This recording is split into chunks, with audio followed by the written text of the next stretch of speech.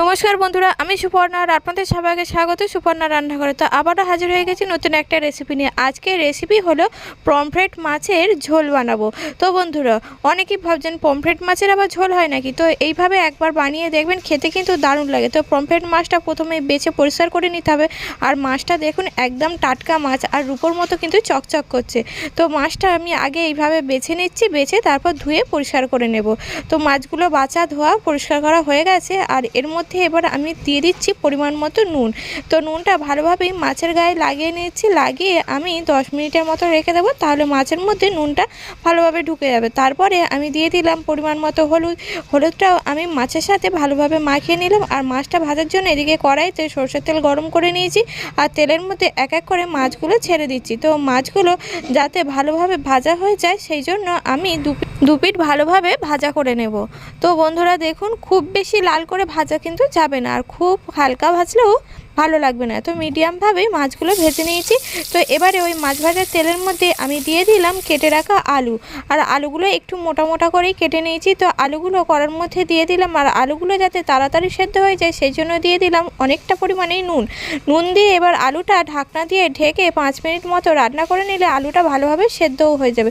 তো দেখুন বন্ধুরা, আলুটা একদম লাল লাল করে ভাজা হয়ে গেছে। তো আলুটা আমি তুলে নিয়ে ওই কড়াই তেলের মধ্যেই দিয়ে দিলাম কেটে রাখা পেঁয়াজ কুচি। তো পেঁয়াজটাও আমি একইভাবে লাল করে ভাজা করে নেব। আর দেখুন বন্ধুরা, পেঁয়াজটা ভাজা হয়ে গেছে।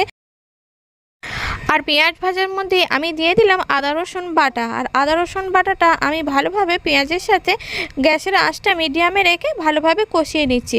তো এবারে আদা রসুন বাটার ওপরেই আমি দিয়ে দেবো কেটে রাখা টমেটো কুচি। তো টমেটো কুচিটাও একটু দিয়ে এবার ভালোভাবে গলিয়ে নেব। তো টমেটো কুচিগুলো দেখুন বন্ধুরা একদম প্রায় গলে এসেছে। এবার এর মধ্যে দিয়ে দিলাম হলুদ গুঁড়ো, লঙ্কা গুঁড়ো দিয়ে মশলাটা একদম ভালোভাবে আবারও কষিয়ে নেব।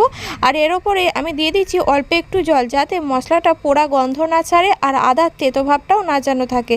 তো এবার এর মধ্যে দেখুন মশলাটা কষানো হয়ে গেছে। এবার এর মধ্যে দিয়ে দিচ্ছি আগে থেকে ভেজে রাখা আলু। তো আলুগুলো দিয়ে আবারও আমি একটু নাড়াচাড়া করে নিলাম। আর এবারে আমি দিয়ে দেবো এর মধ্যে পরিমাণ মতো জল। তো ঝোল যেহেতু বলেছি খুব পাতলা কিন্তু পমফ্রেট মাছের ঝোল ভালো লাগবে না, তাই একটু গাঢ় গাঢ় রেখেছি, তাই আরও একটু জল দিয়ে দিলাম।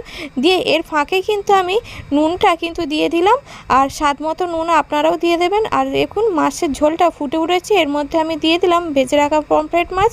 তো দিয়ে এবার মাছটা আরও 2 মিনিট ফুটিয়ে নিলেই হয়ে যাবে। আর পমফ্রেট মাছ কিন্তু খুব নরম মাছ, বেশি ঝোলের মধ্যে ফোটালে তাহলে ভেঙে যাওয়ার ভয় থাকে। আর দেখুন বন্ধুরা, তরকারিটা হয়ে গেছে, আমি নামিয়ে নিয়েছি। আর আপনারাও এইভাবে পমফ্রেট মাছের ঝোল বানিয়ে দেখবেন, খেতে কিন্তু দারুণ লাগে। আর এতে ডালও লাগবে না। আর রেসিপিটি যদি ভালো লাগে লাইক শেয়ার কমেন্ট করবেন। আর চ্যানেলে নতুন হলে চ্যানেলটি সাবস্ক্রাইব করে পাশে থাকার অনুরোধ রইল।